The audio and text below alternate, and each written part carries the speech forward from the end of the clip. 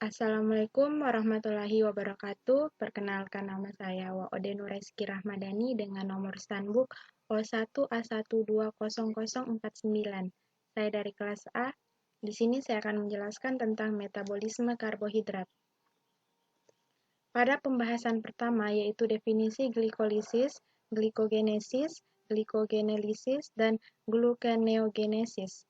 Glikolisis berasal dari kata gliko yang berarti gula dan lisis yang berarti penguraian. Glikolisis merupakan proses penguraian gula 6 karbon menjadi 2 molekul asam pirufat berkarbon. Pada tahap 1-4, proses glikolisis membutuhkan ATP. Kemudian pada tahap 5-9 menghasilkan ATP. Glikogenesis adalah lintasan metabolisme yang mengkonversi glukosa menjadi glikon untuk disimpan di dalam hati. Lintasan ini diaktifasi di dalam hati oleh hormon insulin sebagai respon terhadap rasio gula darah yang meningkat, misalnya karena kandungan karbohidrat setelah makan atau teraktivasi pada akhir siklus Cori. Glikogenelisis merupakan proses pemecahan molekul glikon menjadi glukosa. Apabila tubuh dalam keadaan lapar dan tidak ada asupan makanan, maka kadar glukosa dalam darah akan menurun. Glukosa diperoleh dengan memecah glikogen menjadi glukosa yang kemudian digunakan untuk memproduksi energi. Gluconeogenesis adalah proses sintesis atau pembuatan glukosa dari senyawa non-karbohidrat di dalam tubuh. Proses ini terjadi ketika kadar glukosa tidak tersedia sehingga tubuh mengubah asam amino atau gliserol menjadi glukosa untuk kemudian digunakan sebagai energi bagi tubuh. Pembahasan kedua di sini terbagi menjadi 3, yaitu yang pertama siklus glikolisis. Glikolisis adalah rangkaian reaksi kimia penguraian glukosa yang memiliki 6 atom C menjadi asam pirufat, senyawa yang memiliki 3 atom C, NADH dan ATP.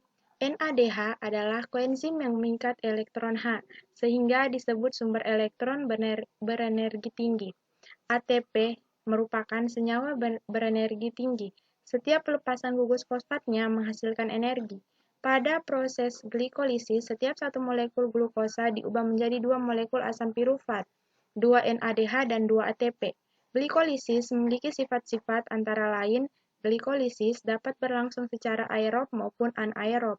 Glikolisis melibatkan enzim ATP dan ADP, serta peranan ATP dan ADP pada glikolisis adalah memindahkan atau mentransfer fosfat dari molekul yang satu ke molekul yang lain. Pada sel eukariotik, glikolisis terjadi di sitoplasma atau sitosol. Glikolisis terjadi melalui 10 tahapan yang terdiri dari 5 tahapan penggunaan energi dan 5 tahapan pelepasan energi. Berikut ini reaksi glikolisis secara lengkap dari skema tahapan glikolisis menunjukkan bahwa energi yang dibutuhkan pada tahap penggunaan energi adalah 2 ATP. Sementara itu, energi yang dihasilkan pada tahap pelepasan energi adalah 4 ATP dan 2 NADH. Dengan demikian, selisih energi atau hasil akhir glikolisis adalah 2 ATP ditambah 2 NADH. Yang kedua yaitu siklus Krebs. Siklus Krebs merupakan bagian dari respirasi aerob yang di dalamnya terdapat beberapa proses yang cukup kompleks. Namun inti dari siklus ini adalah untuk dapat menghasilkan energi. Sebelum memasuki tahap siklus Krebs, tahapan respirasi aerob dimulai dari glikolisis, dekarboksilasi oksidatif, lalu memasuki tahap siklus Krebs, kemudian masuk ke tahap akhir yaitu transfer elektron.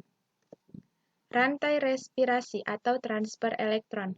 Transfer elektron adalah proses terakhir dari respirasi aerob, di mana akan dihasilkan ATP dari NADH dan FADH2 dan dari glikolisis, dekarboksilasi oksidatif, dan siklus Krebs. Transfer elektron terjadi di membran dalam mitokondria.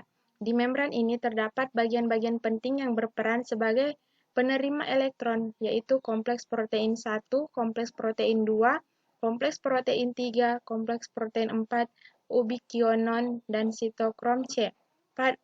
Proses ini disebut juga dengan fosforilasi oksidatif dan ditemukan pada tahun 1948 oleh Eugene Kennedy dan Albert Leininger. Pembahasan yang ketiga yaitu metabolisme karbohidrat, lipid, asam amino. Metabolisme karbohidrat mencakup penguraian katabolisme, sintesis anabolisme, dan perubahan bentuk karbohidrat dalam tubuh organisme. Bentuk karbohidrat yaitu glukosa akan diurai menjadi senyawa gula sederhana, yaitu monosakarida. Saat makanan dicerna dalam tubuh, karbohidrat akan melalui proses hidrolisis, yaitu proses penguraian menggunakan bantuan air.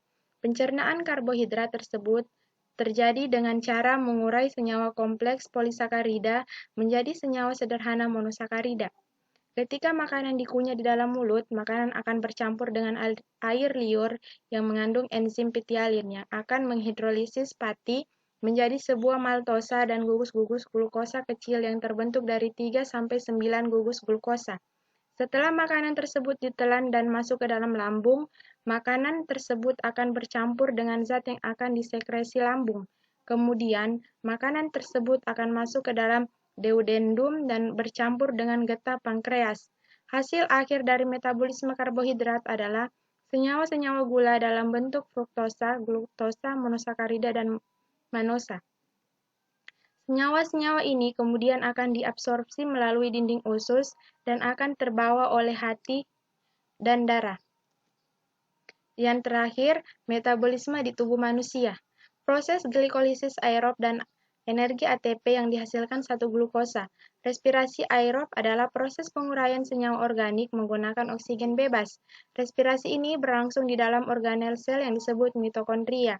Saat kamu mengonsumsi makanan yang mengandung glukosa, misalnya nasi, setiap molekul glukosa akan dipecah melalui 4 tahap sampai dihasilkan energi.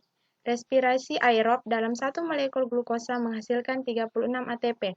Proses glikolisis anaerob dan energi ATP yang dihasilkan satu glukosa. Respirasi anaerob yaitu respirasi yang tidak memerlukan oksigen tetapi penguraian bahan organiknya tidak lengkap. Respirasi ini jarang terjadi hanya dalam keadaan khusus. Respirasi anaerob dalam satu molekul glukosa hanya menghasilkan 2 ATP. Mungkin itu saja yang bisa saya jelaskan, kurang dan lebihnya mohon dimaafkan. Wabillahi taufiq wal hidayah. Wassalamualaikum warahmatullahi wabarakatuh.